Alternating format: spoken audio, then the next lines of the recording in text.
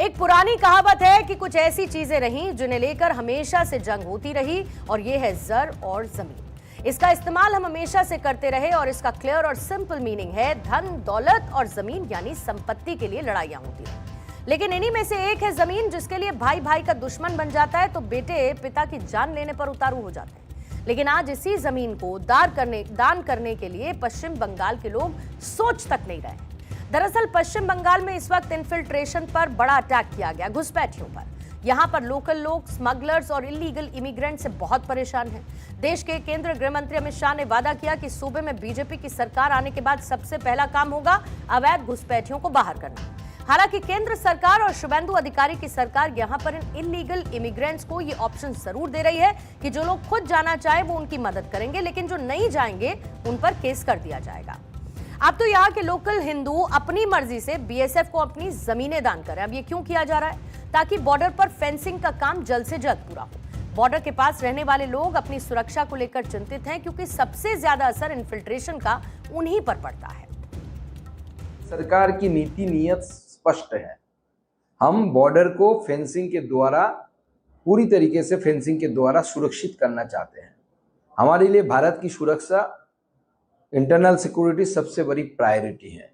हमारे आदरणीय मुख्यमंत्री जी ने सिलीगुड़ी में आकर खुद अपने हाथ से बीएसएफ को जमीन सौंपा और उसके बाद लगातार जमीन हम देते जा रहे हैं। पूरा जमीन हम देंगे, बीएसएफ के हाथ में हम देंगे और बीएसएफ वहां पे फेंसिंग बनाएगा। परिंदा भी पर नहीं मार पाएगा, ऐसा बॉर्डर सुरक्षा हम करेंगे। तो सरकार रहते हुए ममता बनर्जी बार बार कहती रही कि वहां के लोग जमीन नहीं देना चाहते फेंसिंग के लिए, लेकिन जमीनी स्तर पर इसका अलग तरीके का एक तस्वीर उभर कर सामने आई, क्योंकि स्थानीय लोग हैं जो फेंसिंग लगाने का बिल्कुल भी विरोध नहीं कर रहे, बल्कि सपोर्ट में खड़े हुए नजर आ रहे हैं। अब इसकी ग्राउंड रियलिटी क्या है और साथ ही पॉलिटिकल नैरेटिव को भी समझना होगा। पश्चिम बंगाल की पूर्व सरकार का हमेशा से स्टैंड रहा कि बॉर्डर फेंसिंग लगाने के लिए लैंड एक्विजिशन एक बड़ी चुनौती है, क्योंकि लोकल किसान और निवासी अपनी जमीनें नहीं देना चाहते। सरकार का तर्क था कि वो जबरदस्ती नहीं करेंगे। स्थानीय लोग अब अपनी मर्जी से बीएसएफ को जमीन दान कर रहे हैं, जिससे साफ है कि जनता के लिए उनकी पर्सनल प्रॉपर्टी से बढ़कर उनकी सिक्योरिटी और नेशनल सोवेरेनिटी ज्यादा जरूरी है। और हकीकत यह है कि इन्फिल्ट्रेटर्स और स्मगलर्स का डर हमेशा से बॉर्डर एरियाज में रहने वाले लोगों में सबसे ज्यादा रहा। यही वजह है कि उनका जीवन बहुत चुनौतीपूर्ण रहा। स्थानीय लोगों के इस कदम के पीछे गहरे सिक्योरिटी कंसर्न्स दिखते हैं। इसी बीच अमित शाह के उस बयान को सुनना जरूरी है जो उन्होंने घुसपैठियों को लेकर दिया था। उन्होंने कहा कि पहले बॉर्डर से इन्फिल्ट्रेटर्स आते थे, लेकिन अब पश्चिम बंगाल में इन पर रोक लगेगी। सुरक्षा घिरी सबसे बड़ी कमी थी बंगाल की अधूरी बॉर्डर फेंसिंग।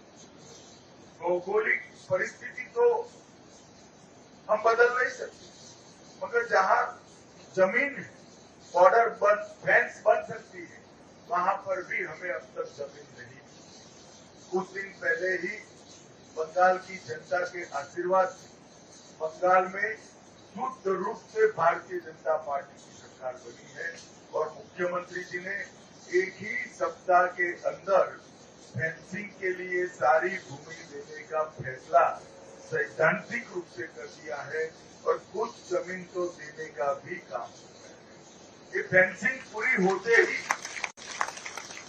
घुसपैठ की प्रक्रिया बहुत बड़ी मात्रा में रोकने में हम सफल। तो आज जब लोग खुद जमीनें दे रहे हैं तो बीएसएफ और केंद्र सरकार के लिए बाड़ लगाने का काम विदाउट डिले पूरा होना बहुत आसान हो जाता है। फिलहाल ये साफ है कि बॉर्डर एरियाज में सेफ और सिक्योर एनवायरनमेंट की मांग किसी भी पॉलिटिकल स्टैंड से कई बड़ी है। सभी लोग घुसपैठ और क्राइम फ्री लाइफ चाहते हैं और यही वजह है कि सभी अपनी जमीनों को त्याग करने के लिए तैयार हैं और ये कदम सीमा सुरक्षा में और ज्यादा तेजी लेकर आएगा।